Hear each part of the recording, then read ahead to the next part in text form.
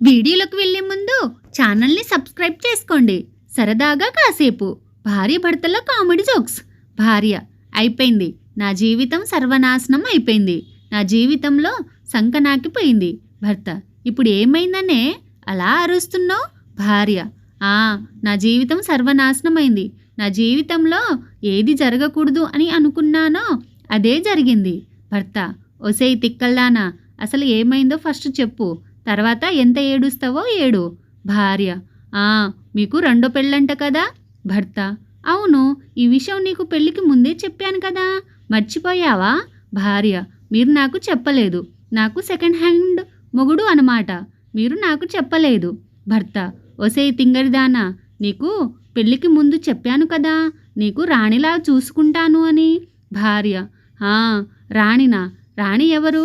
భర్త: అదేనే, నా మొదటి భార్య పేరు రాణి, నిన్ను అలా చూసుకుంటాను అని చెప్పాను.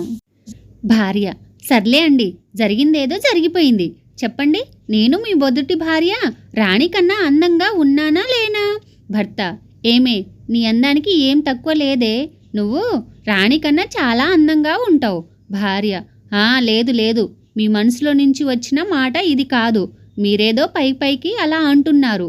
భర్త: అవును బంగారం, నువ్వు చాలా అందంగా ఉంటావు, అప్పుడప్పుడు ఏమనిపిస్తుందో తెలుసా, నీలాంటి అందమైన భార్యని ఇంకో ఇద్దరినో ముగ్గురినో తెస్తాను అనిపిస్తుంది. భార్య: అవునా, థ్యాంక్ యూ సో మచ్ అండి. భర్త: అవును బంగారం, కడుపు నొప్పి వచ్చి నేను చనిపోతే అనే అనుకో, ఇప్పుడు నువ్వు ఎక్కడుంటావు? భార్య: అబ్బా మీరు ఊరుకోండి, మీరు మరీను, కడుపు నొప్పి వస్తే మాత్రం ఎవరైనా చనిపోతారా ఏంటి? భర్త: ఉదాహరణకు అనుకోవే, ఒకవేళ నేను చనిపోయానే అనుకో, నువ్వు ఎక్కడుంటావు?